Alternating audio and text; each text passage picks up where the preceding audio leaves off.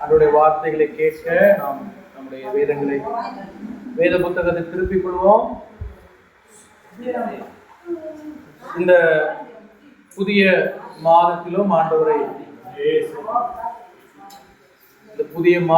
ஆண்டவரை ஆராதிக்க வந்திருக்கிற ஒவ்வொருவரையும் இயேசுவின் நாமத்தில் வாழ்த்துகிறேன், ஆசீர்வதிக்கிறேன். கர்த்தர் உங்களை ஆசீர்வதிப்பாராக. இந்த புதிய மாதத்திலும் ஆண்டவருடைய வாக்குத்தத்தத்திற்காக அதிகமாக ஆண்டவருடைய சமூகத்திலே நான் காத்திருந்து ஜெபித்த பொழுது கர்த்தர் ஒரு வார்த்தை எனக்கு தந்தார். வாசிக்கலாம். 1 ராஜாக்கள் புஸ்தகம் 8ஆம் அதிகாரம்.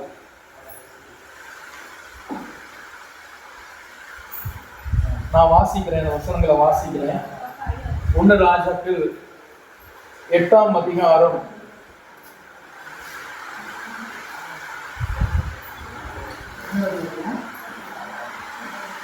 1 ராஜாக்கள் 8ஆம் அதிகாரத்துல நான் வாசிக்கிறேன். 54 இருந்து நான் வாசிக்கிறேன், கவனிங்க. சாலமோன் கர்த்தரை நோக்கி இந்த ஜெபத்தையும் வேண்டுதல்களை எல்லாம் செய்து முடித்த பின்பு அவன் கர்த்தருடைய பலிபீடத்திற்கு முன்பாக தன் கைகளை வானத்துக்கு நேராக விரித்து முழங்கால் படியிட்டிருந்ததை விட்டு எழுந்து நின்று கொண்டு இஸ்ரவேல் சபையெல்லாம் ஆசீர்வதித்து உரத்த சத்தத்தோட சொன்னது, தாம் வாக்குத்தத்தம் பண்ணினபடியெல்லாம் தம்முடைய ஜனமாகிய இஸ்ரவேலுக்கு இளைப்பாறுதலை அருளின கர்த்தருக்கு ஸ்தோத்திரம். அவர் தம்முடைய தாசனாகிய மோசையை கொண்டு சொன்ன அவருடைய நல் வார்த்தைகளில் எல்லாம் ஒரு வார்த்தையாகிலும் தவறி போகவில்லை. அல்லேலூயா. நம்முடைய தேவனாகிய கர்த்தர் நம்மை கைவிடாமலும் நம்மை நெகிழ விடாமலும் அவர் நம்முடைய பிதாக்களோடு இருந்தது போல நம்மோடும் இருந்து நாம் அவருடைய வழிகளில் எல்லாம் நடக்கிறதற்கும் அவர் நம்முடைய பிதாக்களுக்கு கட்டளையிட்ட அவருடைய கற்பனைகளையும் அவருடைய கட்டளைகளையும் அவருடைய நியாயங்களையும் கைக்கொள்கிறதற்கும் நம்முடைய இருதயத்தை தம்மிடத்தில் சாய பண்ணுவாராக. அல்லேலூயா. இந்த 2 வார்த்தை எனக்கு ரொம்ப ஆண்டவர் என்னோடு கூட இடைப்பட்ட வார்த்தை. ஒண்ணு என்னன்னா, அவருடைய நல் வார்த்தைகளில் எல்லாம் ஒரு வார்த்தையாகிலும் தவறி போவதில்லை. இந்த புதிய மாதத்துக்குள் நாம் வந்திருக்கிறோம். புதிய வருடத்துக்குள் நம்ம பிரவேசிக்க இருக்கிறோம். போன வருஷம் 2024 ஜனவரி 1ஆம் தேதி என்னென்ன ஆராதனை நடந்தது, நேற்று நடத்தினது போல இருக்கு. உண்மையிலே சொல்றேன், நேற்று நான் நடத்தினது போல இருக்கேன். நம்பவே முடியல, நம்ம டிசம்பருக்கு வந்துட்டோமா. அல்லேலூயா. இந்த பாட்டு புக்கெல்லாம் பிரிண்ட் பண்ணி நேற்று நடத்தினது போல ஒரு வாரத்தை நடத்தினது போல இருக்கு. எவ்வளவு வேகமா நாட்கள் ஓடுது. ஆண்டுடைய வருகை ரொம்ப சீக்கிரமா இருக்கு. அதனால முதல்ல நான் வாக்குத்தத்தத்திற்காக நான் ஆண்டவர்கிட்ட கேட்கும்போது ஆண்டவர் சொன்ன ஒரு வார்த்தை என்னன்னா, இந்த 11 மாத காலம் அவர் சொன்ன ஒரு வார்த்தையாகிலும் அவர் தவறி போக விடலாம். இதற்கு நம்ம ரொம்ப நன்றி உள்ளவளா நம்ம முதல்ல மாறோம். இந்த வருஷம் ஆண்டவர் நமக்கு வாக்கு பண்ணதுல ஒண்ணு கூட அவர் என்ன பண்ணலன்னா, அவர் தவறல. நம்ம சில இடத்துல தவறுனாலும் அவர் தவறல. அல்லேலூயா.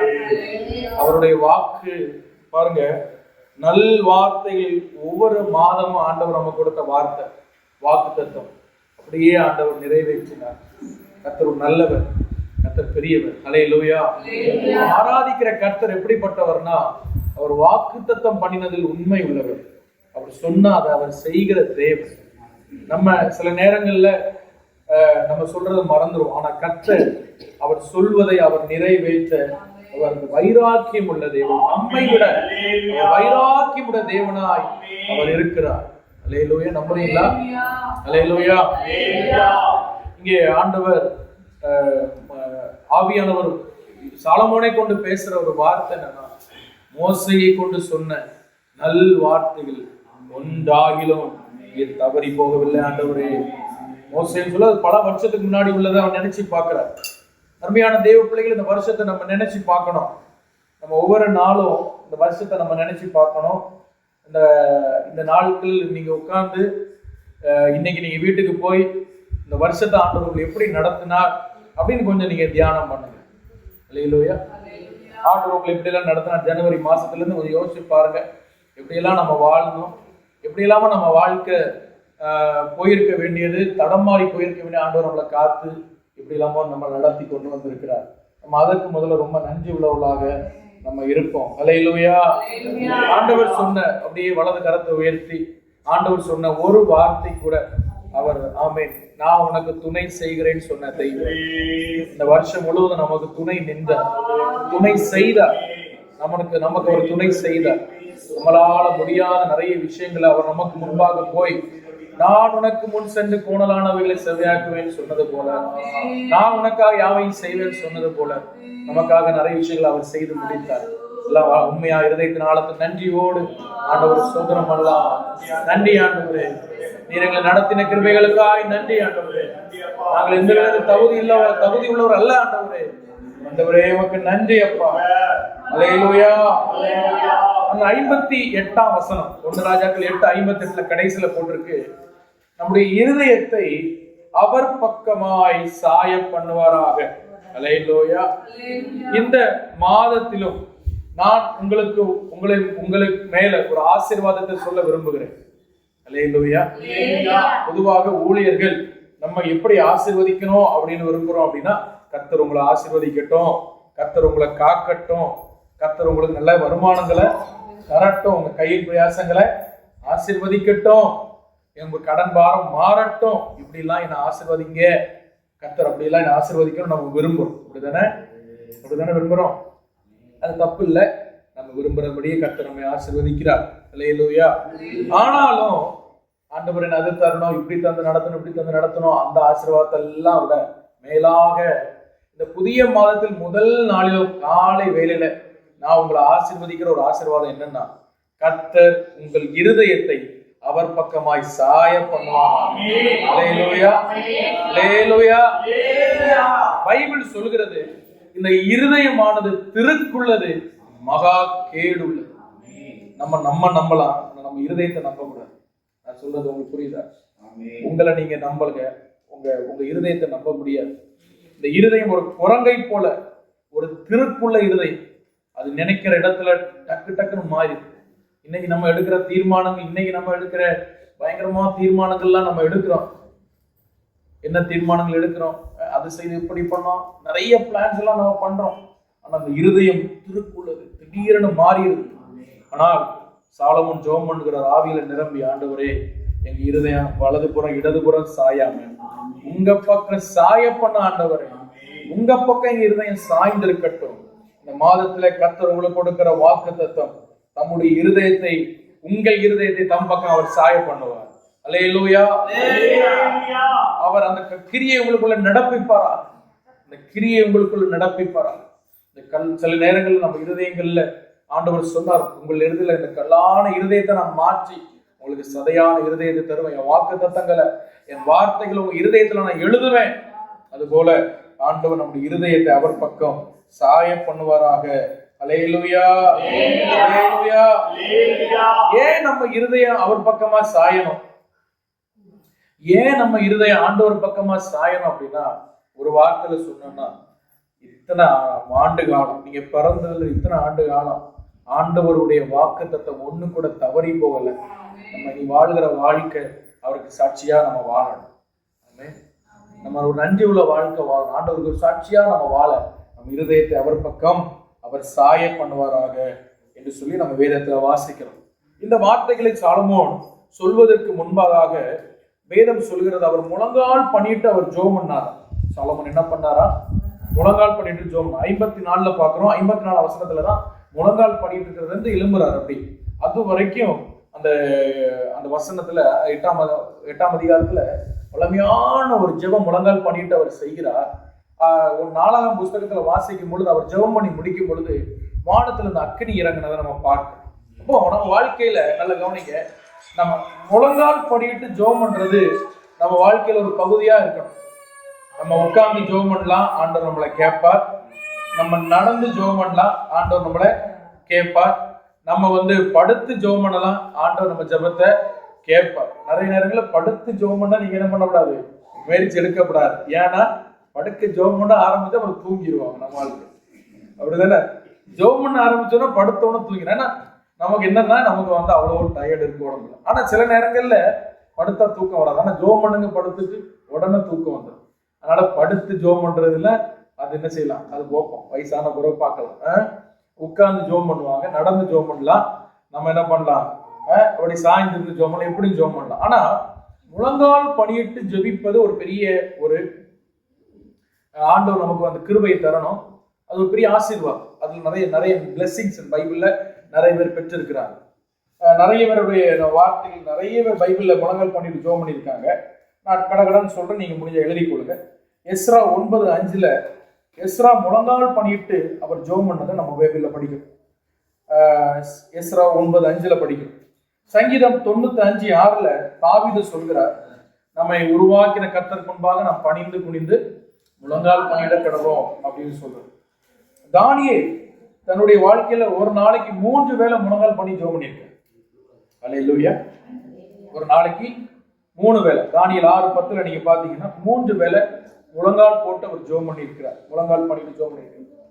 இயேசுவிடத்துல வந்தவங்க எல்லாம், இயேசு பூமியில வாழும் பொழுது இயேசுவிடத்துல வந்தவங்க எல்லாம் மத்தேயு 17:14, மத்தேயு 20:20, மார்க் 1:40 இங்கெல்லாம் நீங்க பாத்தீங்கன்னா இயேசுவிடத்துல முழங்கால் பண்ணிட்டு ஜெபம் பண்ணி இருக்கிறாங்க. ஸ்தேவான் மரிப்பதற்கு முன்பாக, இரத்த சாட்சியை மரிப்பதற்கு முன்பாக அப்போஸ்தலர் 7:60 அவர் முழங்கால் பண்ணிட்டு அவர் ஜெபம் பண்ணிக்கிறத பார்க்கிறோம். பேதுரு அப்போஸ்தலர் 9:40 பேதுரு முழங்கால் பண்ணிட்டு ஜெபம் பண்ணிக்கிறத பார்க்கிறோம். அப்போஸ்தலனாகிய பவுல் அப்போஸ்தலர் 20:36 எபேசியர் 3:14-15 அவர் முழங்கால் பண்ணிட்டு ஜெபம் பண்ணிருக்கிறத நம்ம பார்க்கிறோம். அல்லேலூயா. அப்போஸ்தலர் 21:5 ஆதி சபை விசுவாசிகள் முழங்கால் பண்ணிட்டு ஜெபம் பண்ணியிருக்கிறாங்க. எல்லாவற்றுக்கும் மேலாக நம்ம உருவாக்கின இரட்சகராகிய இயேசு கிறிஸ்து லூக்கா 22:41 முழங்கால் பண்ணிட்டு ஜெபம் பண்ணியிருக்கிறாங்க. அல்லேலூயா. அதனாலதான் உங்களை நான் அடிக்கடி முழங்கால் போட சொல்றேன். நம்ம முழங்கால் போட்டு பழகிட்டோம் அப்படின்னா அதுக்கப்புறம் முழங்கால் போட்டுதான் நமக்கு ஜெபமே வரும். அல்லேலூயா. நம்ம சில பலவீனம் இருக்கு, அது வேற. ஆனா முழங்கால் போட்டு ஜெபிக்க நம்ம பழகணும். அந்த வேத புத்தகத்துல யாக்கோபு அப்படிங்கிற ஒரு நிருபம் உண்டு. அந்த யாக்கோபு நிருபத்தை எழுதின யாக்கோபை அவருக்கு இன்னொரு பேர் சொல்லுவாங்க, ஒட்டகத்தின் முட்டுடையவன் சொல்லுவாங்க. ஒட்டகத்தின் முட்டுடையவன். ஏன்னா அவர் முழங்கால் போட்டு போட்டு அந்த முட்டை எல்லாம் அப்படியே தேஞ்சு போய் ஒட்டகத்துக்கு முட்டை எப்படி இருக்குமோ அந்த மாதிரி இருக்கும். அல்லேலூயா. அதான் நாங்க இப்போ பைபிள் காலேஜ் படிக்கணும் அப்படின்னா நிறைய சர்டிபிகேட் கேட்காங்க, நிறைய இதெல்லாம் கேட்காங்க. என்ன படிச்சிருக்கீங்க, என்ன சர்டிபிகேட், அது இதுன்னு கேட்காங்க. ஆனா நான் சின்ன வயசுல நான் கேள்விப்பட்டிருக்கேன், பைபிள் காலேஜ் சேரணும்னா ஒரு குவாலிஃபிகேஷன். பைபிள் காலேஜ் போனோன்னா என்னது, ஒரு குவாலிஃபிகேஷன். பரிசுத்தவான் மூத்த போதகர் உட்கார்ந்துருப்பார். போன உடனே நீ என்ன படிச்சிருக்க, என்ன டிகிரி, அதெல்லாம் கேட்க மாட்டார். பேண்ட் தூக்க சொல்லுவார். பேண்ட் என்ன சொல்லுவார், தூக்க சொல்லுவார். அப்படி தூக்கணும்னு அப்படி காட்டணும். முட்டை பார்ப்பார். முட்டு காய்ச்சிருந்தா அட்மிஷன். முட்டு காய்க்கலாம் போய் ஒரு வருஷம் ஜெபம் பண்ணிட்டு அடுத்த வருஷம் அட்மிஷன். அல்லேலூயா. முட்டை அப்படி காமிக்க சொல்லுவார். ஏன்னா நீ முட்டு போட்டு பழகினா ஊழியம் செஞ்சு ஊழியத்துல நிற்ப. என்ன செய்ய, முதல்ல முட்டு போட்டு பழகு அப்படின்னு ஒரு வருஷம் அனுப்பிடுவார். அப்புறம் ஒரு வருஷம் போயிட்டு வரணும், அப்புறம் காட்டணும் முட்டை. இப்போ காய்ச்சிருந்தனா, முட்டு காய்ச்சிருந்தனா அட்மிஷன். பாருங்க எப்படி இருந்திருக்காங்க பரிசுத்தவாங்க. அல்லேலூயா. முட்டு போட்டு பழகணும், முழங்கால் போட்டு ஜெபித்து பழகணும். உங்க வீடுகள்ல நீங்க அதிகமா முழங்கால் போட்டு, உங்க ஜெப அறையில நீங்க முழங்கால் போட்டு ஜெபித்து பழகணும். முதல்ல கஷ்டமா இருக்கும். நீங்க ஆவியில போயிட்டீங்க அப்படின்னா அது கூட முட்டு போட்டு நமக்கு முட்டு போடுறதே நமக்கு என்ன செய்யாது, தெரியாது. Praise the Lord. அல்லேலூயா. எங்களை ஆண்டவருக்குள் நடத்தின அப்போஸ்தலர் பரிசுத்தவான் ராஜேந்திரன் ஐயா ஒரு நாள் ஜெப அறையில முழங்கால் போட்டு ஜெபம் பண்ணி கொண்டிருக்கும் பொழுது பல மணி நேரம் கழித்து அவர் திடீர்னு கண்ணை திறந்து பார்க்கிறார். ஜெப அறையில எங்கேயும் அந்த பிரேயர் ரூம்ல எல்லா இடத்துலயும் ரத்த கரைகளா இருக்கு, பிளட் அங்கேயுமே பிளட்டா இருந்தது. இவரு ஷாக் ஆயிட்டாரு. நம்ம மட்டும் தானே பிரேயர் ரூம்ல இருந்து ஜெபம் பண்றோம், ஜெப அறையில இங்க இருந்து ரத்தம் வந்தது. அப்படியே ரவுண்டா ரத்தமா இருக்கு, ரத்தமா அப்படி இருக்கு ஜெப அறையில. திடீர்னு பார்க்கிறார், முட்டை பார்க்கிறார், முட்டு கிழிஞ்சிருக்கு. பிரேயர்ல முட்டு கிழிஞ்சு அவர் முழங்காலே நடந்து ஜெபம் பண்ணியிருக்கிறாரு. அந்த ரத்த கரைகள் ஜெப அறை முழுவதும் பட்டிருக்கு. அல்லேலூயா. அப்படிப்பட்ட பரிசுத்தவான்களை கொண்டு ஆண்டவர் தேசதாசத்தை அவர் போய் நின்னாலே பேய் ஓடும். ஏன்னா முட்டு போட்டு பழகு நாட்கள். அல்லேலூயா.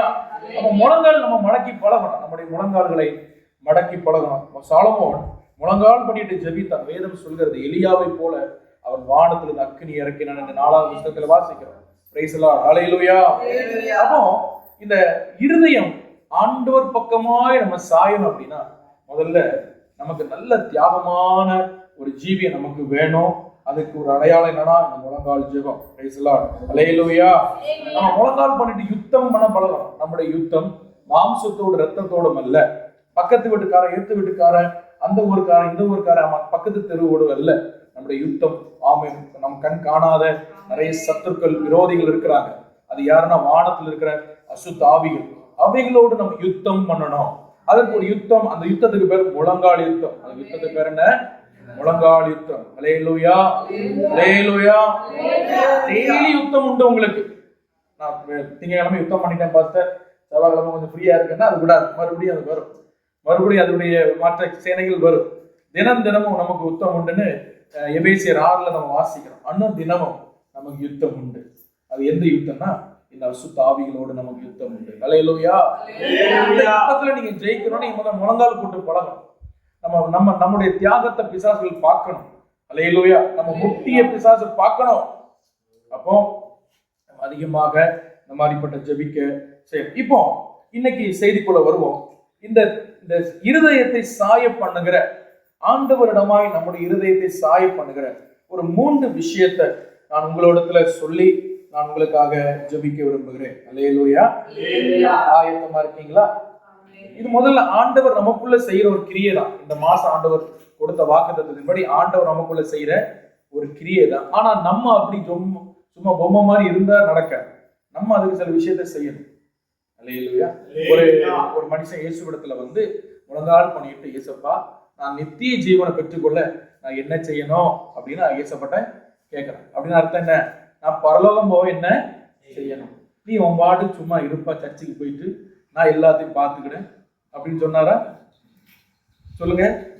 நீ பாட்டு சர்ச்சைக்கு வாரம் சர்ச்சுக்கு போ, நான் எல்லாத்தையும் பார்த்துக்கிறேன், உன் சிச்சுவேஷன் எனக்கு தெரியும், உன் ஜெப குறைவுகள் எனக்கு தெரியும், நான் பார்த்துக்கிறேன், கிருபையா நான் உன்னை என்ன செய்வேன், இன்னைக்குள்ள பிரசங்கம் மாதிரி கிருபையா நான் வரும்போது நீ எப்படினாலும் வாழு, கிருபை எடுத்து இல்லை. இயேசு பிரமாணங்களை பேச ஆரம்பித்தார். அல்லேலூயா. நீ இதெல்லாம் செய்யணும், இதெல்லாம் பண்ணணும். அப்ப நம்ம தரப்புல செய்ய வேண்டிய சில விஷயம் இருக்கு. அவர் நம்மை பரலோகம் கொண்டு போறது அவருடைய கிருபையா இருந்தாலும் நம்ம தரப்புல நம்ம செய்ய வேண்டியது நம்ம கடமைன்னு ஒண்ணு இருக்கு. அல்லேலூயா. ஆமா, படிச்சாதான் சொல்லுங்க மார்க்கு கிடைக்கும். போய் ஜப அறையில உட்காந்து எக்ஸாம் அறையில உட்காந்து ஜோப் பண்ணிட்டு இருந்தா மார்க் வருமா? அந்த மாதிரிதான் நம்ம செய்ய வேண்டியதை நம்ம செய்யணும். அதே போல இந்த இருதயத்தை கர்த்தர் பக்கமாய் சாயம் நிறைய உபதேசங்கள் வருது. ஆண்டவர் கிருபையா இருக்கு, ஹைப்பர் கிரேஸ் பேசுறாங்க. அது யாருன்னு நான் சொல்ல வரும்னா அந்த உபதேசம் தவறு. பேசுகிறதில் நான் ரட்சிக்கட்டும், அவர்களை நான் நேசிக்கிறேன், ஆனா அந்த உபதேசம் தவறு. ஹைப்பர் கிரேஸ், நீ எப்படினாலும் இரு, ஆண்டவர் என்ன செய்வார்? மன்னிப்பார். எந்த பாவம் செஞ்சாலும் நீ செய்ய போற பாவத்துக்கு ஆண்டவர் மன்னிப்பார். அப்படி பைபிள் சொல்லல. பைபிள் ஆண்டவர் விரும்புறதுன்னா என்னுடைய ஜனங்களுடைய இருதயம் என் பக்கமாய் சாய்ந்திருக்கணும். இந்த தாகத்தோட இந்த வசனத்தை நீங்க இந்த செய்தியை கேட்கணும். இந்த செய்தியை கேட்கும்போது உங்களுக்கு என்ன தாகம் இருக்கணும்னா, ஏசப்பா என் இருதயம் உங்க பக்கம் சாய்ந்திருக்கணும். அல்லேலூயா. இருதயம் உங்க பக்கம் சாய்ந்திருக்கணும். எப்பொழுதும் கர்த்தர் பக்கமாய் சாய்ந்திருக்கிற ஒரு இருதயம் நீங்க அந்த தாகத்தோடு இந்த வசனத்தை நீங்க கேட்கணும். முதல்ல நமக்கு என்ன வேணும் அப்படின்னா, அதே 1 ராஜாக்கள் 8ஆம் அதிகாரம் 20ஆம் வசனம் வாசிங்க. 1 ராஜாக்கள் 8ஆம் அதிகாரம் 20ஆம் வசனம் வாசிங்க. இப்பொழுதும் கர்த்தர் சொல்லியே தம்முடைய வார்த்தை நிறைவேற்றினார். கர்த்தர் சொன்னபடியே நான் என் தகப்பனாகிய தாவீதின் ஸ்தானத்தில் எழும்பி இஸ்ரவேலின் சிங்காசனத்தின் மேல் உட்கார்ந்து இஸ்ரவேலின் தேவனாகிய கர்த்தரின் நாமத்திற்கு ஆலயத்தை கட்டினேன். அல்லேலூயா.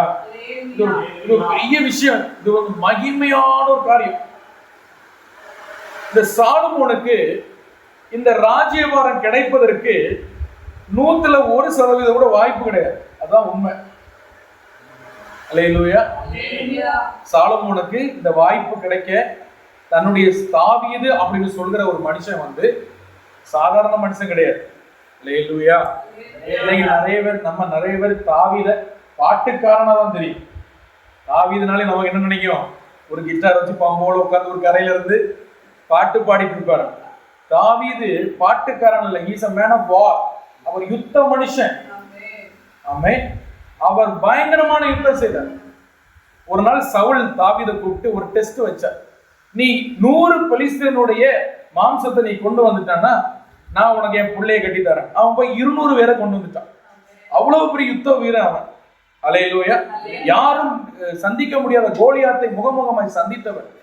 ஆமென், ஸ்தோத்திரம். யோசுவா காலத்திலிருந்து வீழ்த்த முடியாத பெலிஸ்தியர்களுக்கு ஒரு பெரிய முற்றுப்புள்ளி வைத்தவர். சவுலால முடியாத அந்த காரியத்துக்கு பெலிஸ்தியர்களுக்கு, அந்த ராஜ்யத்துக்கு முற்றுப்புள்ளி வைத்து பெலிஸ்தருடைய தலைநகரத்தை பிடித்து அதை தாவீதின் நகரமாய் மாற்றினார். ஒரு பெரிய யுத்த வீரன் தாவீது. அல்லேலூயா. அப்ப இவனுடைய ஸ்தானத்துல இப்போ ஒருத்தர் ராஜா வாங்கணும்னா அப்ப எவ்வளவு குவாலிஃபைடா அவன் இருக்கணும், எவ்வளவு கெப்பாசிட்டி அவனுக்கு இருக்கணும், எவ்வளவு ஞானம் இருக்கணும், எவ்வளவு திறமை இருக்கணும். இதுல ஒண்ணு கூட யாருக்கு கிடையாதுன்னா சாலமோனுக்கு கிடையாது. இதுல ஒண்ணு கூட கிடையாது. அப்பா மாதிரி யுத்தம் பண்ண தெரியாது, அப்பா மாதிரி ஞானம் கிடையாது, அப்பா மாதிரி தைரியம் கிடையாது, அப்பா மாதிரி ஒண்ணும் கிடையாது. இவனுக்கு இருந்த ஒன்னே ஒண்ணு சொல்லட்டுமா, அப்பா மாதிரி ஜெபம் பண்ண தெரியும். ஆமென் சொல்லுங்க. அல்லேலூயா. அப்பா மாதிரி கர்த்தருக்கு சத்தத்தை கேட்க தெரியும், அப்பா மாதிரி கர்த்தரோட உறவாட தெரியும். நான் சொல்லுவேன், உங்களுக்கு என்னது தெரியுதோ இல்லையோ எல்லாத்துலயும் நீங்க அறகுறையா இருக்கலாம். நீங்க தேவ சத்தத்தை கேட்டு பழகிற பிள்ளைகளா இருந்தால் கர்த்தர் உங்களுக்கு மேன்மையான ஸ்தானங்களை தருவார் என்பது நிச்சயம். அல்லேலூயா. அல்லேலூயா. எனக்கு அது தெரியாது, எனக்கு இது தெரியாது. நீங்க தேவ சத்தத்தை கேட்டு பழகிற ஆண்டவர் உங்களை கைட் பண்ணி இப்படி போ இப்படி செய்யணும் நடத்துகிற அந்த ஒபீடியன்ஸ்க்குள்ள, அந்த அந்த அந்த அழகுக்குள்ள, அந்த வழிக்குள்ள வந்துட்டீங்க. ஆண்டவர் இப்படி நடத்துறாரு, இப்படி சொல்றாரு, இப்படி செய்ய சொல்றாரு. இன்னைக்கு போகணும்னு நான் பிளான் பண்ணேன், ஆனா ஆண்டவர் காலையிலே ஜெபத்துல அது வேண்டாம்னு சொல்றாரு. இல்ல நான் வேண்டாம்னு நினைச்சேன், ஆண்டவர் என்ன போ சொல்றாரு. இப்படி நம்மள ஒரு கைடன்ஸுக்குள்ள, ஆவின் கைடன்ஸ்குள்ள வந்துட்டோம். கர்த்தரின் சத்தத்தை மீண்டும் ஆண்டவர் பேசுறாரு உங்களோடு. நம்ம கேட்க பழகிட்டோம் அப்படின்னா நம்ம ஸ்தானங்கள் நமக்கு கிடைக்கும், இழந்த ஸ்தானங்கள் கூட நமக்கு கிடைக்கும். இப்போ அந்த சாலமோனுக்கு கொஞ்சம் கூட கெப்பாசிட்டி இல்லாத ஒரு ஸ்தானம் அவர் கிடைக்கும். அதுல அவர் ரொம்ப நன்றி உள்ளவரா இருக்கிறார். அல்லேலூயா. முதல் ஆண்டவர் நமக்கு நம்முடைய இருதயத்தை அவர் பக்கம் சாய பண்ணணும்னா ஆண்டவர் உங்களுக்கு கொடுத்த ஸ்தானத்தை தியானிக்க பழகணும், தியானிக்கிறவளா மாறணும். ஆண்டவர் நீங்க எப்படிப்பட்ட ஒரு வாழ்க்கை வாழ்ந்தீங்க, இன்னைக்கு நம்ம இருக்கிற இந்த ஸ்தானத்துக்கு நம்ம கொஞ்சம் கூட தகுதி இல்லாதவர்கள், கொஞ்சம் கூட இதுக்கு நமக்கு சம்பந்தம் இல்லாதவர்கள்.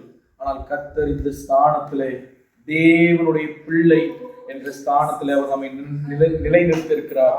இது பெரிய பாக்கியம். அல்லேலூயா. அல்லேலூயா. இந்த உலகத்துல ஒரு மனுஷனுக்கு இருக்கிற பெரிய ஸ்தானம் என்ன? அமெரிக்க அதிபராகிறதா பஸ் அப்படின்னு கேக்குறீங்களா? ஒரு மனுஷனுக்கு கிடைக்கிற ஒரு பெரிய ஸ்தானம் என்ன?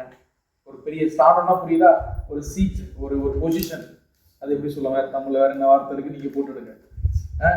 ஒரு ஸ்தானம் என்ன அப்படின்னா, இது நான் சொல்ல ஒரு பரிசுத்தவான் சொன்னா, ஒருத்தனுக்கு ஒரு மனுஷனுக்கு இல்லைன்னா ஒரு மனுஷனுக்கு கிடைக்கிற பெரிய ஸ்தானம் தெரியுமா? வானத்தையும் பூமி உண்டாக்கின சர்வ வல்லவருடைய தேவனுடைய பிள்ளை என்ற ஸ்தானம். அல்லேலூயா.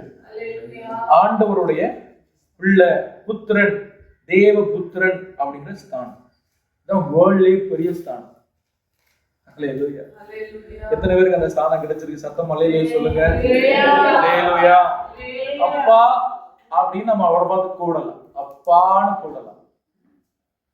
நிறைய பேருக்கு உயிரோடு உங்க அப்பா அம்மா இருக்க மாட்டாங்க. நிறைய பேருடைய அப்பாக்கள் ஆண்டோடைய ராஜ்யம் போயிருப்பாங்க. இல்ல நம்ம அப்பா நம்மகிட்ட பேசாம இருக்கலாம், எப்படி இருக்கலாம். ஆனா நமக்கு ஒரு அப்பா இருக்கிற பைபிள் சொல்லுது, அப்பா பிதாவேன்னு அவரை பார்த்து கூப்பிடலாம். அந்த ஸ்தானத்துல நம்ம வச்சிருக்கிறார். அல்லேலூயா. அப்பா நம்ம கூப்பிடலாம். அப்போ கர்த்தர் இந்த சாலமோனுக்கு அப்படிப்பட்ட ஒரு ஸ்தானத்தை ஆண்டவர் அவனுக்கு கொடுத்தார். அல்லேலூயா. அதுல அவன் ரொம்ப நன்றி உள்ளவனா இருந்தான். நீங்க 1 நாளாகமம் 3ஆம் அதிகாரத்துல நீங்க திருப்பினீங்கன்னா அதுல முதல் 9 வசனத்தை நீங்க வாசிங்க. அதுல தாவீதுடைய சாலமோனுடைய அண்ணன்மார்கள் தம்பிமார் நிறைய பேர் இருக்கிறாங்க. 1 நாளாகமம் 3ஆம் அதிகாரம் அதுல வாசிக்கலாம். முதல் வசனத்துல இருந்து வாசிக்கும் பொழுது, தாவீதுக்கு எப்ரோனிலே பிறந்த குமாரர் எஸ்ரேல் ஊராளான அகினோவாமிடத்தில் பிறந்த அம்னோன் முதல் பேரானவன். அப்ப ஃபர்ஸ்ட் தாவீதுக்கு பிறந்தது யாரு? அம்னோன். கர்மேலின் ஊராளான அபிகாயிலிடத்தில் பிறந்த தானியேல் இரண்டாம் குமாரன். கெசூரின் ராஜாவாகிய தல்மாயின் குமாரத்தி மாக்காள் பெற்ற அப்சலோம் 3ஆம் குமாரன், ஆகித் பெற்ற அதோனியா 4ஆம் குமாரன், அபித்தாள் பெற்ற செபத்தியா 5ஆம் குமாரன், அவன் பெண் ஜாதியாகிய எக்லால் பெற்ற இத்ரேயா 6ஆம் குமாரன். இந்த 6 குமாரர் அவனுக்கு எப்ரோனிலே பிறந்தார்கள். அங்கே 7 வருஷமும் 6 மாதமும் அரசாண்டான். இப்போ எப்ரோன்ல 7 வருஷம் இருக்கிறார். அங்க அவனுக்கு 6 பிள்ளைகள் பிறகு. எத்தனை பிள்ளைகள் பிறக்கிறாங்க? 6 பிள்ளைகள். இன்னும் சாலமோன் பிறக்கவே இல்லை. பொதுவாக இந்த பிள்ளைகள் எல்லாம் நல்லா ட்ரெயின் பண்ணி தாவீது கொண்டு வந்து கொண்டிருக்கிறார். எருசலேமிலே அவனுக்கு பிறந்தவர்கள் பேரை மட்டும் வாசிக்கலாம். சிமியா, சோபாப், நாத்தான், சாலமோன் என்னும் 4 பேர் எருசலேம்ல பிறக்கிறாங்க. அப்புறம் இப்கார், எலிசாமா, எலிபெலேத், நேகா, நேபேக், எப்பியா, எலிசாமா, எலியாத்தா, எலிபெலேத் என்னும் 9 பேர். அதுக்கப்புறம் மறுமணியாட்டிகள் அவங்களுக்கு எல்லாம் சேர்த்து ஒரு 13 பேர்கிட்ட வர்றாங்க. அப்படிதானே? கிட்டத்தட்ட இதெல்லாம் நீங்க கணக்கு பண்ண ஒரு 19 பேர். சாலமோனோட பிறந்த எத்தனை பேரு? 19 பேர். அவனுக்கு பத்சேபருடைய கர்ப்பத்துல இறந்த ஒரு பிள்ளை, அப்படி சேர்த்தா 20. கிட்டத்தட்ட 20 பிள்ளைங்க. யாருக்கு? தாவீதுக்கு எத்தனை பிள்ளைங்க? 20 பேர். இந்த 20 பேர்ல நிறைய பிள்ளைகள் ஆண் மக்கள் தாவீதை போல பராக்கிரமசாலிகளாக, ஞானமுடையவர்களாக, தாவீதுக்கு அந்த ஸ்தானத்தை பிடிக்கிறதுக்கு தகுதி உள்ளவர்கள் நிறைய பேர் இருக்கிறாங்க. அல்லேலூயா. ஆனா ஆண்டவர் பாருங்க, அந்த காரியத்தை எல்லாம் ஆண்டவர் மாற்றி விட்டு, இந்த பத்சேபாள் தாவீதுடைய சம்பவம் உங்களுக்கு எல்லாருக்கும் தெரியுமா? தெரியும். ஆண்டவர் ஒரு விஷயம், உண்மையாகவே ஆண்டவர் ரொம்ப நீதியா சில விஷயங்கள் செய்யணும் அப்படின்னு, நீதி சொல்றத விட ரொம்ப கரெக்டா இருக்கணும் அப்படின்னு சொன்னா, கண்டிப்பா அப்சலோமையோ இல்லைன்னா அதோனியாவையோ யாரோ ஒருவர் ஆண்டவர் ராஜாவாக மாற்றி இருக்க முடியும். அல்லேலூயா. ஆனா அவங்கதான் லீகலா பிறந்தவங்க. ஆனால் இந்த சாலமோன் அப்படின்னு சொல்கிறத இவனை ராஜாவாக்குறதுக்காகவே, இவனுக்கு முன் பிறந்த ஒரு பிள்ளைக்கு ஆண்டவர் அந்த தண்டனையை கொடுத்து இவனை ஆண்டவர் ராஜாவாக்கி, அவன் சொல்றான், தாவீது தேவனுடைய ஆலயத்தை கட்டுகிற விருப்பம் என் அப்பாவுடைய இருதயத்துல இருந்தது, ஆனா எங்க அப்பாவுக்கு கூட அந்த பாக்கியம் கிடைக்கல. அல்லேலூயா சொல்லுங்க. அப்பேற்பட்ட தாவீது கூட தேவனுடைய ஆலயத்தை கட்டுகிற ஒரு பாக்கியமோ ஒரு ஸ்தானமோ ஆண்டவர் கொடுக்கல. ஆனால் ஒன்றுக்கும் பிரோஜனம் இல்லாத, ஒன்றும் தெரியாத இந்த சாலமோனுக்கு கர்த்தர் ஒரு பாக்கியத்தை கொடுத்தார். அது என்ன அப்படின்னா, அவனுடைய தந்தையுடைய, அவனுடைய அப்பாவுடைய ஸ்தானத்துல கர்த்தர் அவனை ராஜாவாக்கி அவனுக்கு தேவனுடைய ஆலயத்தை கட்டுகிற பெரிய பாக்கியத்தை ஆண்டவர் அவனுக்கு கொடுத்தார். அல்லேலூயா. அது சாதாரண விஷயமே கிடையாது. மோசைக்கு கிடைச்ச பாக்கியம். அல்லேலூயா. மோசைக்கு கிடைச்ச பாக்கியம். மோசை எப்படிப்பட்ட பரிசுத்தவான்னு நமக்கு எல்லாருக்கும் தெரியும். மோசைக்கு கிடைச்ச பாக்கியம் அடுத்தபடியே யாருக்கு கிடைச்சதுன்னா அது சாலமோனுக்கு தான் கிடைச்சது. தாவீது கூட கிடைக்கல. எனவே சாலமோன் கர்த்தர் தனக்கு கொடுத்த அந்த ஸ்தானத்தை அதிகமாய் தியானிக்கிற ஒரு மனுஷனா இருக்கிறான். உங்க இருதயம் ஆண்டவர் பக்கமா சாயணும்னா நீங்க ஆண்டவர் உங்களுக்கு கொடுத்த ஸ்தானத்தை தியானிங்க அதிகமா. ஆண்டவர் இதை எப்படி வச்சிருக்காரு, நான் எப்படி வாழ வேண்டியவன், எப்படியோ நம்ம அழிய வேண்டியவன். Praise the Lord. ஹல்லேலூயா. இன்னைக்கு நம்ம ஜீவன் போக வேண்டியது. இன்னைக்கு உங்க முன்னாடி நான் பிரசங்கம் பண்ணி கொண்டிருக்கிறேன்னா, பிசாசு என்னை 40 நாள்ல பிறந்த 40 நாள்ல கொல்ல பார்த்தான். ஒருவேளை கர்த்தருடைய இரக்கம் என் மேல இல்லாம இருந்தால், கர்த்தருடைய கிருபை என் மேல் இருந்தால் இந்த ஸ்தானம் எனக்கு கிடைச்சிருக்காது.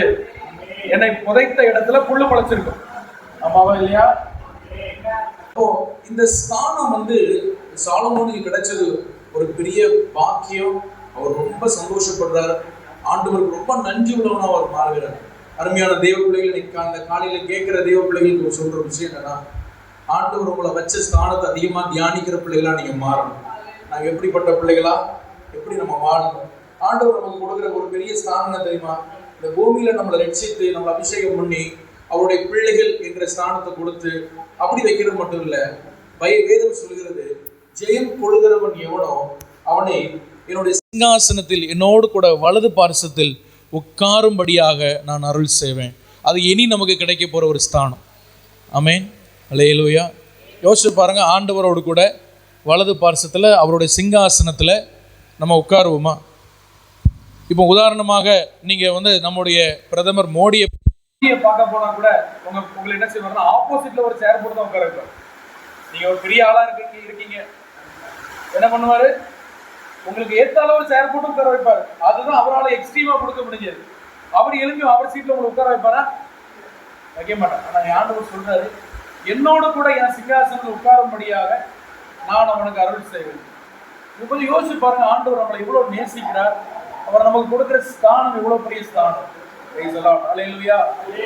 நிறைய நேரங்களில் இப்படிப்பட்ட ஸ்தானங்களை நம்ம யோசிக்க முடியாம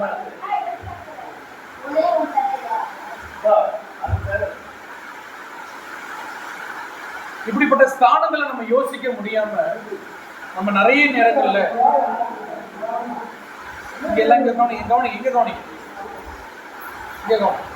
நிறைய நேரங்கள்ல நம்ம இந்த உலகத்துக்கும் உலகத்தின் அசுத்தங்களுக்கும் நம்மளை நம்ம விட்டு போடக்கூடாது.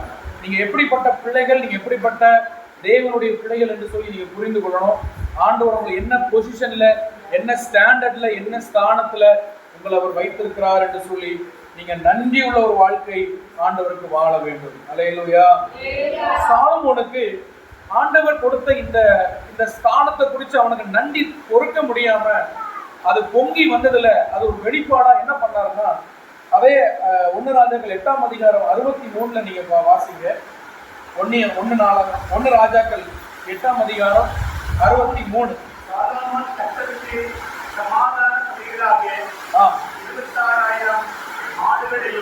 22,000 மாடுகளையும்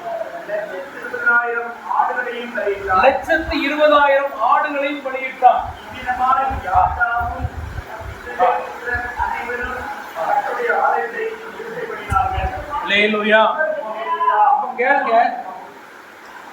சாலமோனுக்கு ஆண்டவர் கொடுத்த ஸ்தானத்தின் நன்றியாக அவன் என்ன பண்ணான்னா 22,000 மாடுகளை அவன் ஆண்டவருக்கு பலியிட்டான். இப்ப யோசிச்சு பார்ப்போம், அதை சின்ன ஒரு கணக்கு போடுவோம். அந்த நாட்கள்ல இருந்த மாடுகளுடைய கணக்கின்படி ஒரு மாடு $325 கணக்குல. சரியா, நான் உங்களுக்கு கணக்கு சொல்றேன். ஒரு மாடு எத்தனை டாலர்? $325. அப்போ 22,000 மாடுகள், 22,000 மாடுகள் அப்படின்னு சொன்னா அது மொத்தம்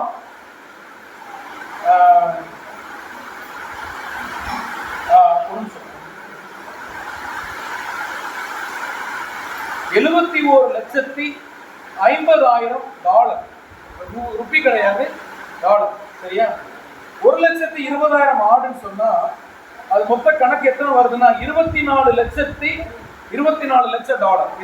லட்சம். அப்போ 24 லட்சமும் 71,50,000 நீங்க கூட்டுனீங்க அப்படின்னா 95,50,00,000 கணக்கு வருது. அல்லேலூயா. எத்தனை வருது?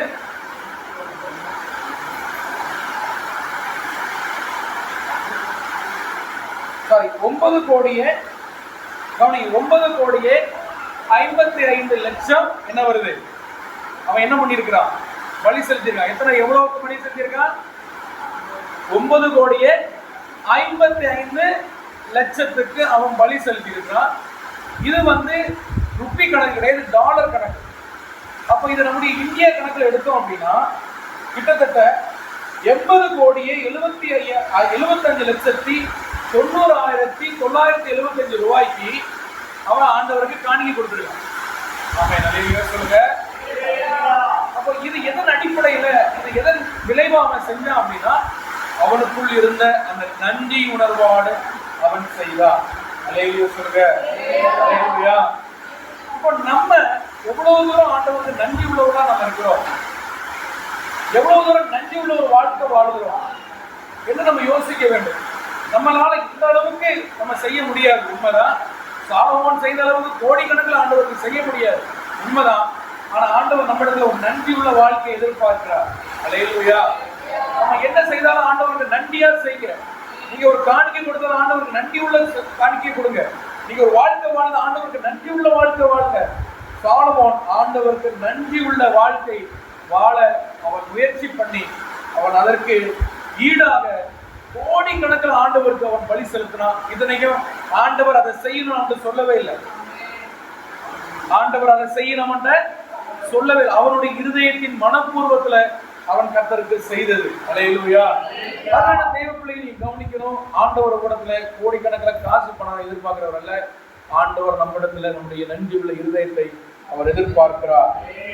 அதை காணிக்கைகளுக்கு எதுனாலும் நன்றி உள்ள இருதயத்தோடு வரணும். அது ஆண்டவர் நம்மிடத்துல எதிர்பார்க்கிறார். Praise the Lord. அல்லேலூயா. முதல்ல நான் சொன்னேன், நம்முடைய இருதயம் ஆண்டவர் பக்கமா சாயணும் அப்படின்னா நான் சொன்ன காரியம், முதல்ல கர்த்தர் செய்த நன்மைகளை தியானிக்கிற, இல்லைன்னா நம்மளை வச்ச ஸ்தானத்தை தியானிக்கணும். அடிக்கடி தியானிக்கணும். நான் எப்படிப்பட்ட பிள்ளை, அல்லேலூயா, நான் எப்படிப்பட்ட, நான் சாதாரணவர்கள் கிடையாது. கர்த்தரன் அபிஷேகம் பண்ணி இருக்கிறார், கர்த்தரன் மேன்மையா வச்சிருக்கிறார். அதை யோசிக்கிறவர்களாமா. இரண்டாவதாக 1 ராஜாக்கள் 8ஆம் அதிகாரம் 27ஆம் வசனம் வாசிங்க. 1 ராஜாக்கள் 8ஆம் அதிகாரம் 27ஆம் வசனம். தேவன் மெய்யாக பூமியிலே 2 ராஜாக்கள் 1 ராஜாக்கள் 8 28 29. 1 ராஜாக்கள் 8 28. என் தேவனாகிய கர்த்தாவே, உமது அடியேன் நின்று உமது சந்நிதியில் செய்கிற விண்ணப்பத்தையும் மன்றாட்டையும் கேட்டு உமது அடியேனுடைய விண்ணப்பத்தையும் வேண்டுதலையும் திருவுளத்தில் கொண்டருளும். உமது அடியேன் இவ்விடத்திலே செய்யும் விண்ணப்பத்தை கேட்கும்படி என்னுடைய நாமம் விளங்கும் என்று நீ சொன்ன ஸ்தலமாகிய இந்த ஆலயத்தின் மேல் உம்முடைய கண்கள் இரவும் பகலும் திறந்திருப்பதாக. அல்லேலூயா. கொஞ்சம் கற்பனையா யோசிங்க. ஒரு ஆள் கோடி கணக்கில் சர்ச்சு கட்டுறாரு. கொஞ்சம் கற்பனை யோசிக்க சர்ச்சு கட்டுறாரு. நான் சொன்னது மாதிரி 80,75,90,097 ரூபாய்க்கு காணிக்கை கொடுக்குறாரு. அந்த ஆள் இப்போ கார்ல இருந்து இறங்கி வரார். அவருக்கு நடை எப்படி இருக்கும், அவருக்கு பாவனை எப்படி இருக்கும், நீ கற்பனை பண்ணுங்க, சொல்லுங்க. நம்ம ஆட்கள் அப்படியே ரெட் கார்பெட் விரிச்சிருவாங்க. அவருக்கு வாங்கையா 80 கோடி காணிக்கை கொடுத்திருக்காரு. சாலமோன் வார்த்தைக்கு வார்த்தை சொல்றாரு, உமது அடியே, உமது அடியே. ஆமென். அல்லேலூயா. அதுல ஒரு வார்த்தை சொல்றாரு பாருங்க, 27ஆம் வசனத்துல, நான் கட்டிய ஆலயம் எம்மாத்திரம். நான் கட்டிய ஆலயம்.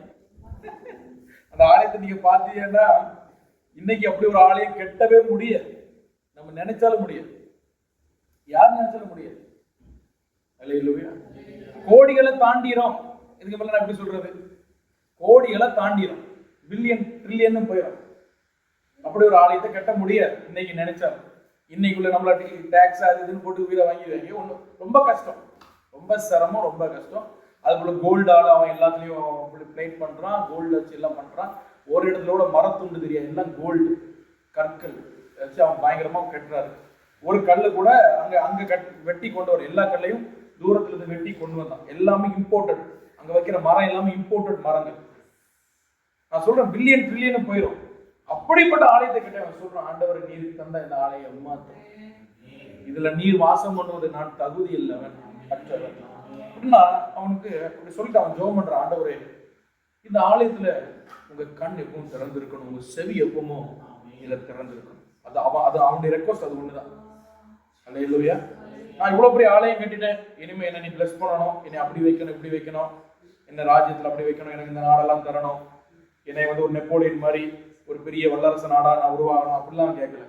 அவ்வளவு பெரிய ஆலயத்தை கட்டிட்டு அவன் சொல்ற ஒரு விண்ணப்பம், உங்க கண்களும் செவிகளும் இல்ல திறந்திருக்கணும் ஆண்டவரே. அல்லேலூயா. நான் என்ன சொல்றேன் அப்படின்னா, நல்ல ஒரு தாழ்மை உள்ளத்தோடு கூடிய ஒரு ஜெப விண்ணப்பத்தை, ஜெப ஆவியை பெற்ற ஒரு மனுஷன் என்று சாலமோன். கர்த்தர் ஏன் நம்முடைய இருதயத்தை எப்போ அவர் பக்கமா சாய பண்ண முடியும் தெரியுமா? நமக்குள்ள ஒரு நல்ல ஜெப ஆவியோடு கூட ஒரு தாழ்மை நமக்கு இருக்கணும். அல்லேலூயா. நிறைய ஜெபிக்கிற மக்களுக்கு இருக்கிற பிரச்சனை என்னன்னா, அந்த தாழ்மை இருக்காது அவங்களுக்குள்ள. அவங்களை அறியாமலே நான் நல்லா ஜெபிக்கிறேங்கிற ஒரு பெருமை வந்துடும், நான் நல்ல ஒரு பரிசுத்தமான ஒரு பெருமை வந்துடும். சாலமோனுக்கு ஜெப ஆவி எந்த அளவுக்கு இருந்ததோ அதே அளவுக்கு ஒரு தாழ்மை நமக்கு இருந்தது. அடியேன் முழங்கால் போட்டு ஜெபிக்கிற ஒரு மனுஷனா இருந்தார். Praise the Lord. ஹல்லேலூயா.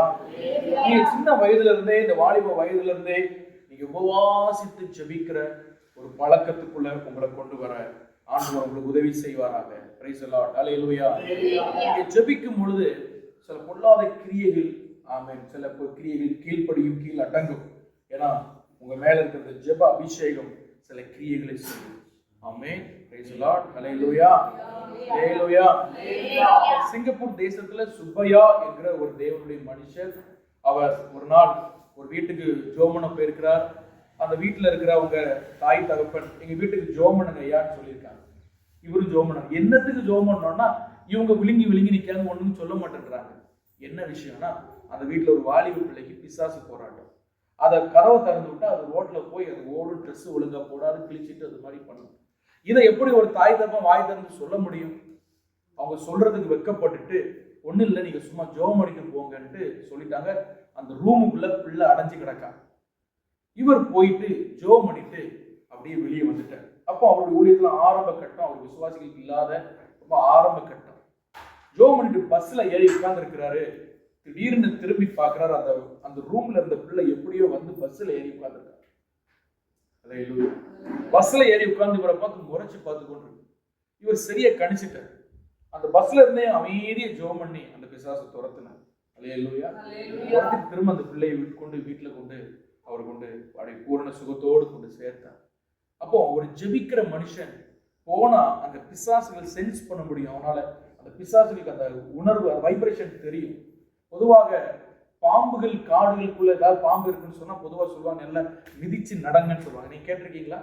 நீங்க போற இடத்துல ஏதாவது பாம்பு இருக்கும், நீங்க பயந்தீங்கன்னா நல்லா மிதிச்சு நடங்க. ஏன்னா அந்த மிதிக்கிற அந்த வைப்ரேஷன் அந்த பாம்புகள் என்ன செய்யும் தெரியும். மனித நடமாட்டம் சொன்னா கொஞ்சம் வலு, அது விலகும். அப்போ அந்த பிசாசுகளுக்கு ஜெபிக்கிற மனுஷனுடைய வைப்ரேஷனால் அதெல்லாம் கண்டுபிடிக்க முடியும். Praise the Lord. ஹல்லேலூயா.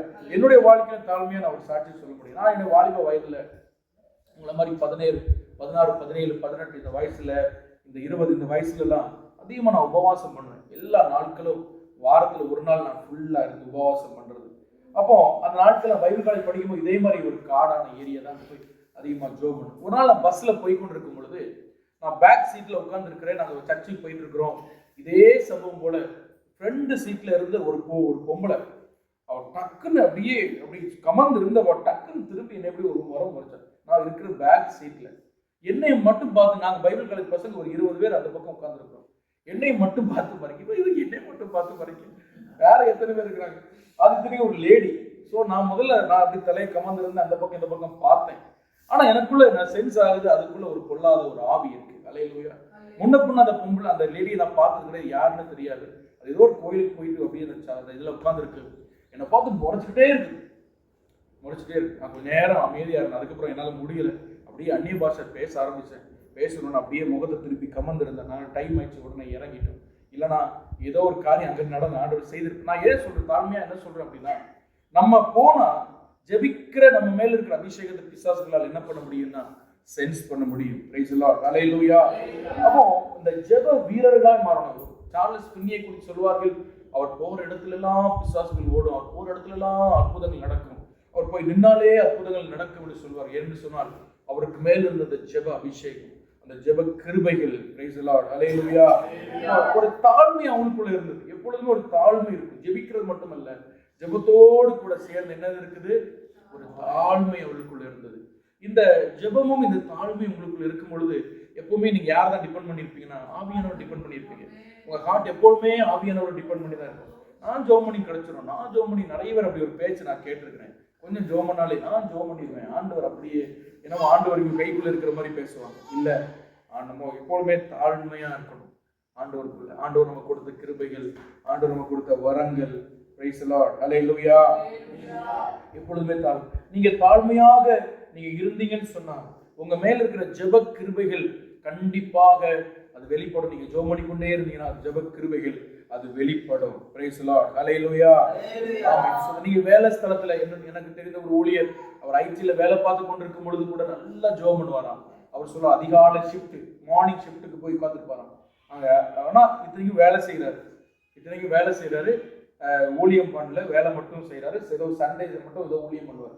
ஆனா டெய்லி நல்ல ஜெபிக்கிறவர். அதிகாலை ஷிஃப்ட்ல வேலை செஞ்சிருக்கும் போது அங்க ரொம்பவே இருக்க மாட்டேன், கூட்டம் இருக்காது பாருங்க, இவர் மட்டும் இருக்கு வேலை செய்வாராம். அங்க தூக்க வருவாங்க பாருங்க, அந்த இடத்த தூக்க வர்ற அவங்களுக்குள்ள பிசாசு போராட்டம் இருந்தா அவங்க அந்த பக்கெட் அந்த மாறிலாம் தூக்கி போட்டு ஆடுவாங்க, பேய் இந்த மாதிரி பண்ணுவாங்க, எக்ஸ்போஸ் பண்ணுவாங்க ஈவில் ஸ்பிரிட் அவங்களுக்குள்ள இருந்து. அவ்வளவு இவர் சும்மா இருந்து வேலை செஞ்சுட்டு தான் இருக்கணும், அவருக்குள்ள இருந்து அந்த ஜெப கிருபைகள். பிரைஸ் தி லார்ட், ஹல்லேலூயா.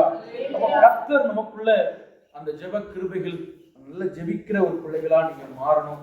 உங்களுக்குள்ள இருக்கிற ஜெப அபிஷேகம் முதல்ல உங்க குடும்பத்துல ஒரு தாக்கத்தை ஏற்படுத்த வேண்டும். ஆமென் சொல்லுங்க, ஹல்லேலூயா. உங்க கணவருக்குள் மனைவிக்குள்ள உங்களுக்குள்ள நீங்க நல்ல ஜெபிக்கிற பிள்ளைகளா இருந்தீங்கன்னா அது சில தாக்கத்தை ஏற்படுத்தும், சில பாதிப்புகளை உங்களுக்குள்ள ஏற்படுத்தும்.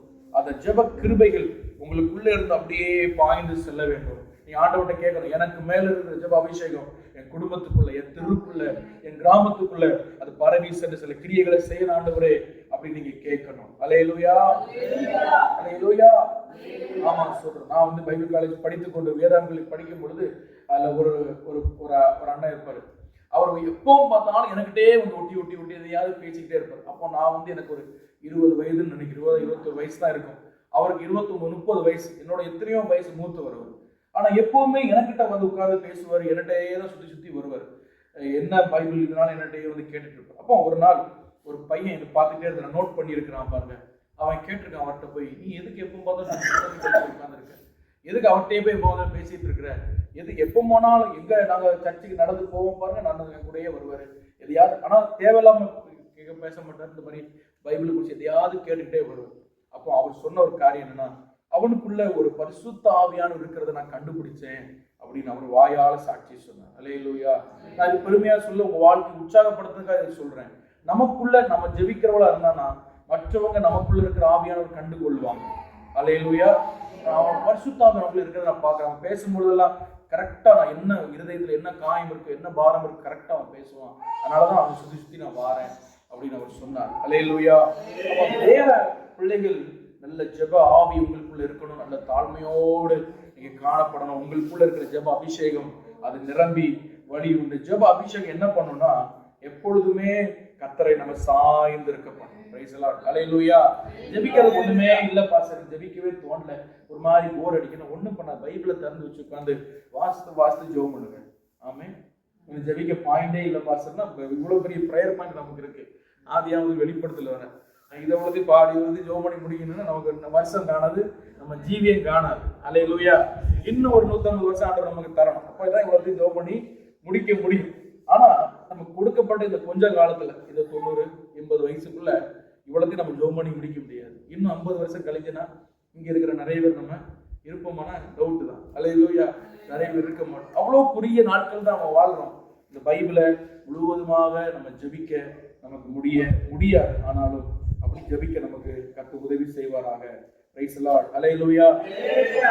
முதல்ல நான் என்ன சொன்னேன், அப்படி ஸ்தானத்தை தியானிக்கிற ஒரு பழக்கம் நமக்கு இருக்கணும். ரெண்டாவது தாழ்மையோடு கூட ஒரு ஜெப ஆவி, ஒரு ஜெப அபிஷேகம், வேதத்தை வாசித்து நல்ல ஆண்டவரோடு ஜெபிக்கிற ஒரு பழக்கம் உங்களுக்குள்ள இருந்துச்சுன்னா அந்த ஜெப அபிஷேகம் என்ன செய்யும் அப்படின்னா உங்களுக்குள்ள அந்த இருதயத்தை ஆட்டோமேட்டிக்கா ஆண்டவர் மேல சாய்ந்திருக்கப்படும். ஆமென். ஹல்லேலூயா.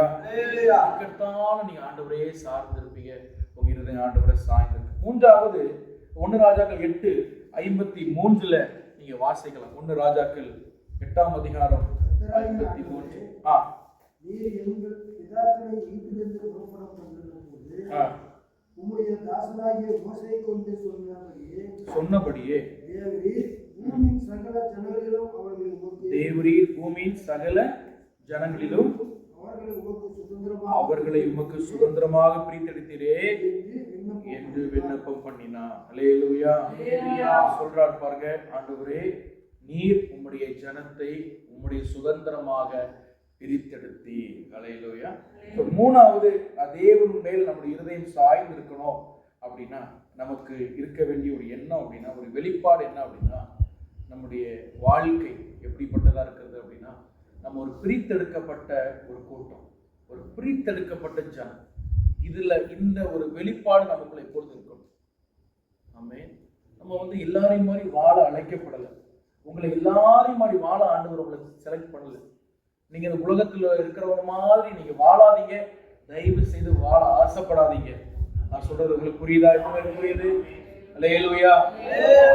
தயவு செய்து உலகத்தார் மாதிரி, உங்க பக்கத்து வீட்டுக்கார மாதிரி, இல்ல உங்க சொந்தக்காரங்க மாதிரி நான் வாழணும்னு ஆசைப்படவே படாதீங்க. உங்க மனசுல ஆழமா போச்சு.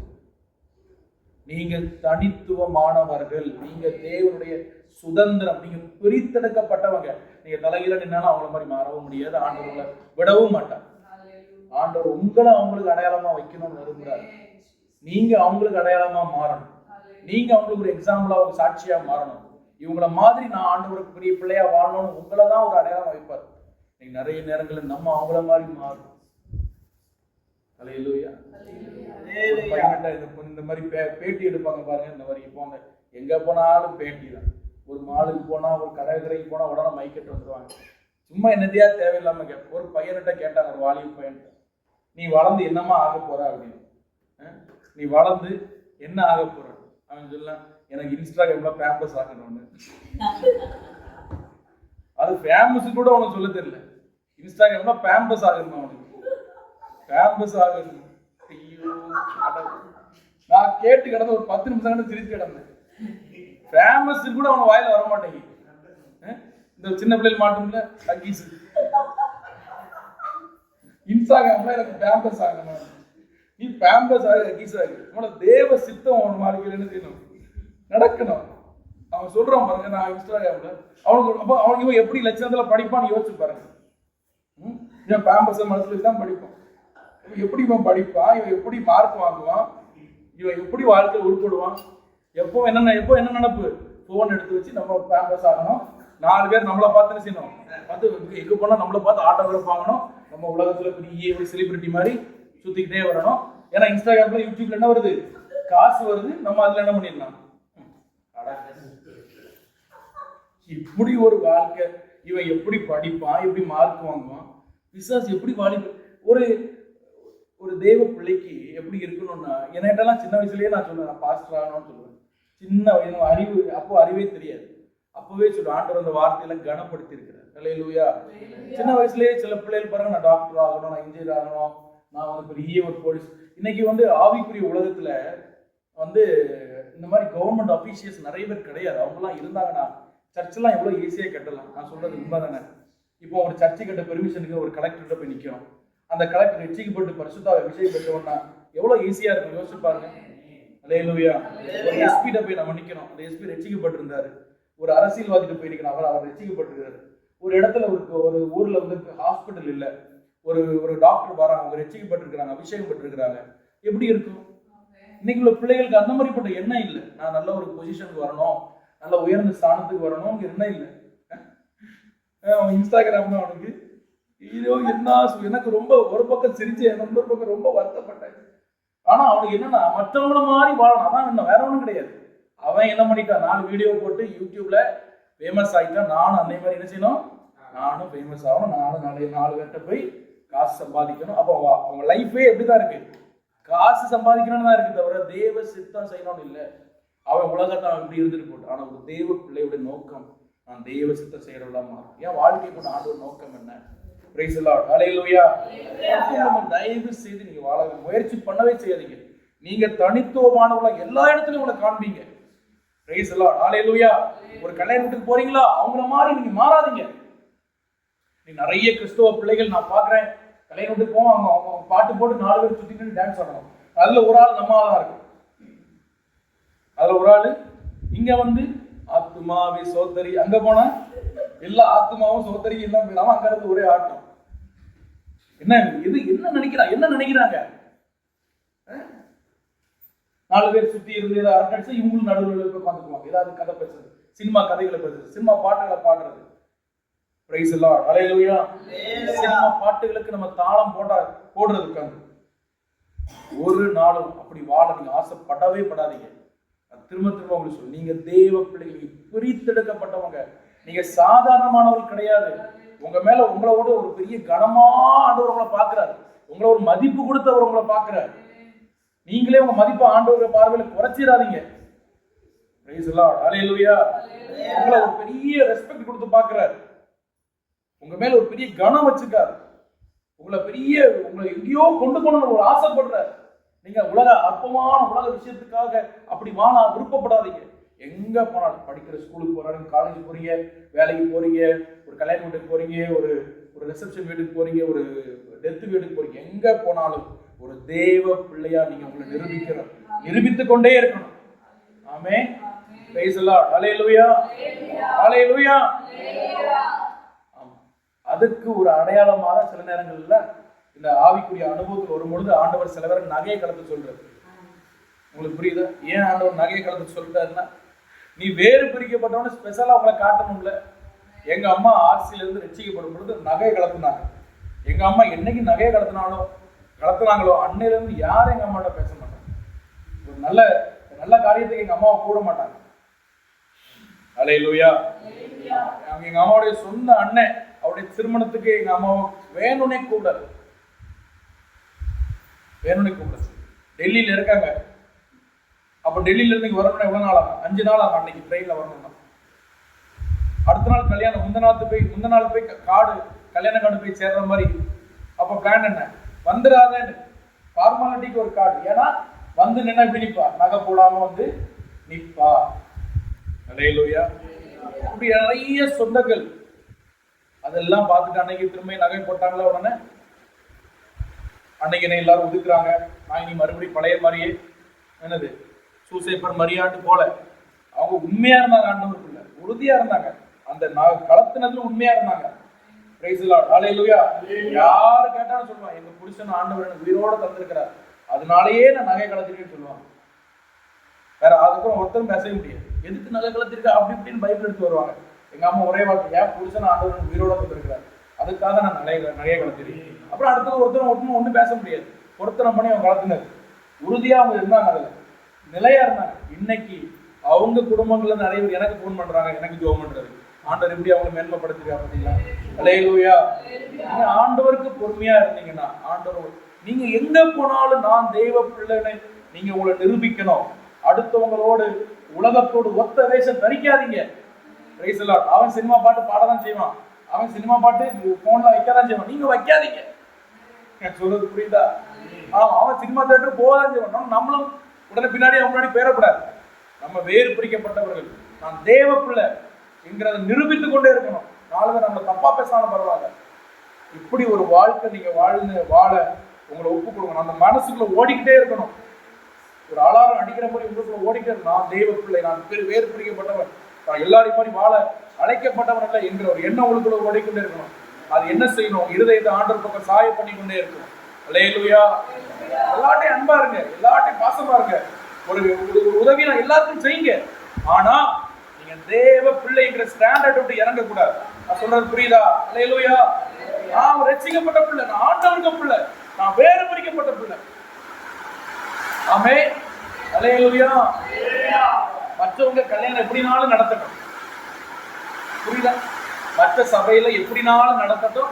பெந்தேகோஸ்தே சபையில இங்க நிறைய சபையில நான் பாக்குறேன், பாஸ்டர் வரும்போது கிறிஸ்தவ பாட்டு, அவர் அந்த பக்கம் போனோடனே சினிமா பாட்டு போட்டுருவாங்க, போட்டு ஒரே அது எப்படி நடக்கும். ஆனா நம்ம சபையில எப்படிதான் நடக்கணும்? புருஷன் மனைவி, கணவன் மனைவி கல்யாணம் பண்றவங்க அது 2 பேரும் ரட்சிக்கப்பட்டிருக்கணும், ஞானஸ்தானம் இருக்கணும், அபிஷேகம் பெற்றிருக்கணும், நகை இல்லாம கல்யாணம் பண்ணணும். ஆமென் சொல்லுங்க. ஹல்லேலூயா. நீங்க வாலிப பிள்ளை அப்படி பொருத்தனை பண்ணி நீ அப்படி ஒரு டெடிகேஷனோட இரு. நான் நகை இல்லாத பிள்ளையதான் கட்டுவேன், நீ உறுதியா இரு. ஆமென். நீ உறுதியா இரு. நான் அப்படி உறுதியா இருந்தேன். நான் ஊழிய பிள்ளையதான் என்ன செய்வேன்? கட்டுவேன். ஏன் தரிசனம், எனக்கு ஒரு தரிசனம், அந்த தரிசனத்துக்கு ஒத்த பிள்ளையதான் ஆண்டவர் எனக்கு தரணும். நான் வடக்கையும் அவன் தெற்கையும் போகக்கூடாது. Praise the Lord. ஹல்லேலூயா. எனக்கு ஒரு மிஷனரி தாகம் இருக்குன்னா அவளுக்கு அந்த மிஷனரி தாகம் இருக்கணும். அப்படிப்பட்ட பிள்ளை எனக்கு தரணும். இல்லைன்னா ஊழியன்னா என்னது அப்படியே சொகுசா உட்காந்து காசு சம்பாதிக்கிறது நினைக்க கூடாது. எனக்கு அப்படிப்பட்ட பிள்ளை தான் தரணும் அப்படின்னு பொறுத்தனையா இருந்தேன். ஆண்டவர் அது செய்தார், அது நிறைவேற்றினார். நான் டவுரி வாங்க மாட்டேன், உறுதியா இருக்கணும். Price the Lord. ஆமென் சொல்லுங்க. மற்றவங்களுக்கு நமக்கும் வித்தியாசம் இருக்கணும். இதுலதான் காட்டணும் வித்தியாசத்தை. நம்ம உடையில, நடையில, பாவனையில, நம்ம நடத்துற திருமணத்துல, நம்ம நடத்துற டெத்துல, இங்க இத காட்டணும். Praise the Lord. Hallelujah. Hallelujah. ஆமை. நீங்க ஒரு டெத் வீட்டுக்கு போறீங்க, உங்களுக்கு தெரியுது அது உண்மை இழக்க முடியாத ஒரு நினைக்க முடியாத இழப்பு தான். ஆனாலும் அவங்களோட கூட சேர்ந்து நீங்க அழுதாலும் இன்னொரு பக்கம் அவங்கள ஆறுதல் படுத்த உங்களுக்கு வார்த்தை இருக்கணும் அவங்க வாயில. நான் சொல்றது புரியுதா? ஹல்லேலூயா. அவங்க 20 கிலோமீட்டர் ஸ்பீட்ல அழுதாங்க, நீங்க 40 கிலோமீட்டர் ஸ்பீட்ல எக்ஸ்ட்ரா அழப்படாது.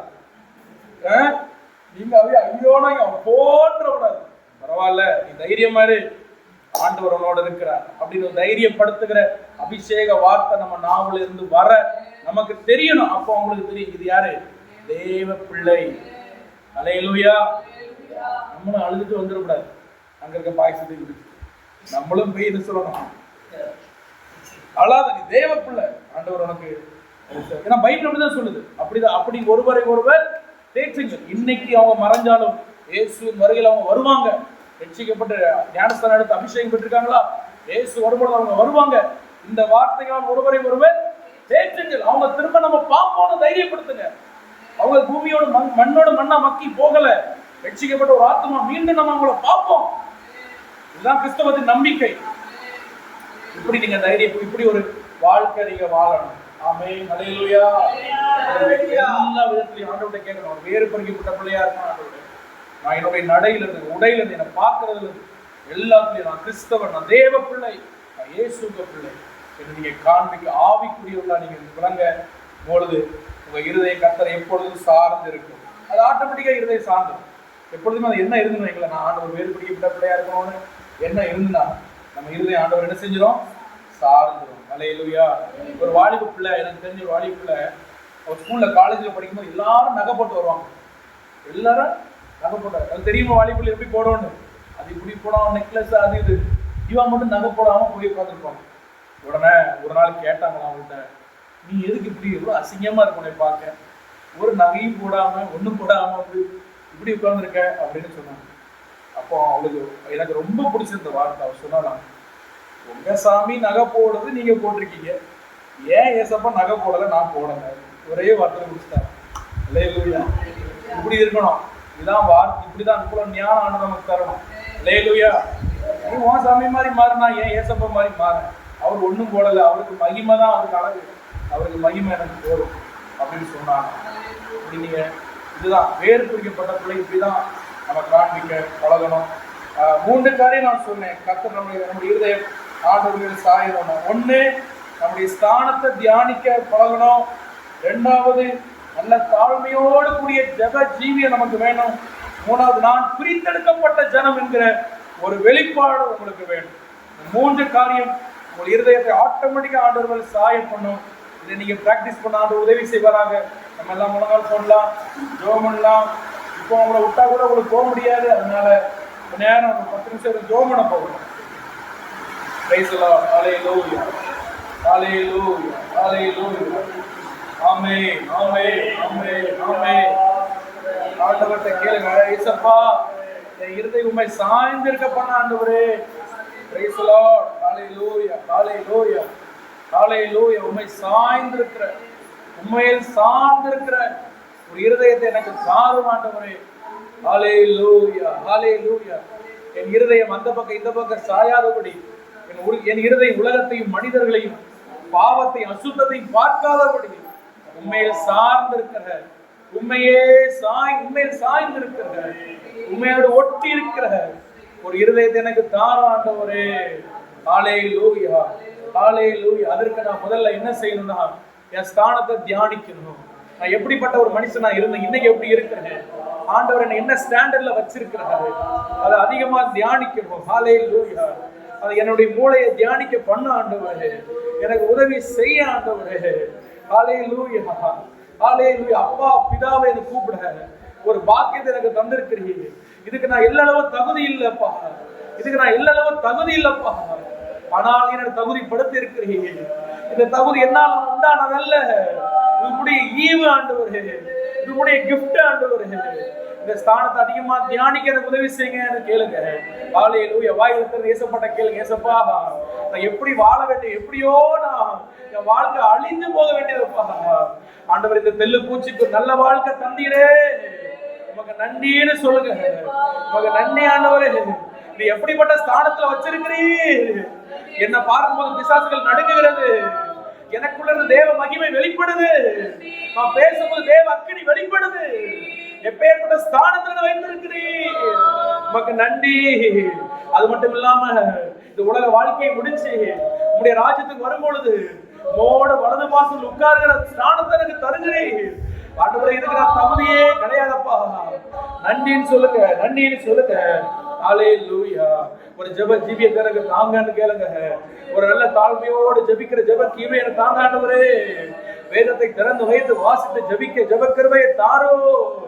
வீணா சீரியலையும் ஆண்டவர் வீணா கதைகளை பேசிக்கொண்டு ஊர் சுற்றி கொண்டு வராம உடைய வேதத்திலே நான் தியானமா இருக்க, உடைய சமூகத்திலே காத்திருக்க உதவி செய்ய ஆண்டவரே. விசேஷமா இந்த 21 நாள் உபவாச ஜெபத்தை எனக்கு விசேஷமா ஆசீர்வதி ஆண்டவரே கேளுங்க. ஹல்லேலூயா, ஹல்லேலூயா. அதிகமான உடைய சமூகத்திலே காத்திருக்க உதவி செய்ய ஆண்டவரே. என்னுடைய இருதயத்துல தாழ்மையோடு கூடிய ஜெப ஜீவியத்தை எனக்கு தாங்க. தாழ்மையோடு கூடிய ஜெப ஜீவியத்தை எனக்கு தாங்கன்னு கேளுங்க. இத்தனை பேர் கேட்கிறீங்க. ஹல்லேலூயா, ஹல்லேலூயா, ஹல்லேலூயா, ஹல்லேலூயா.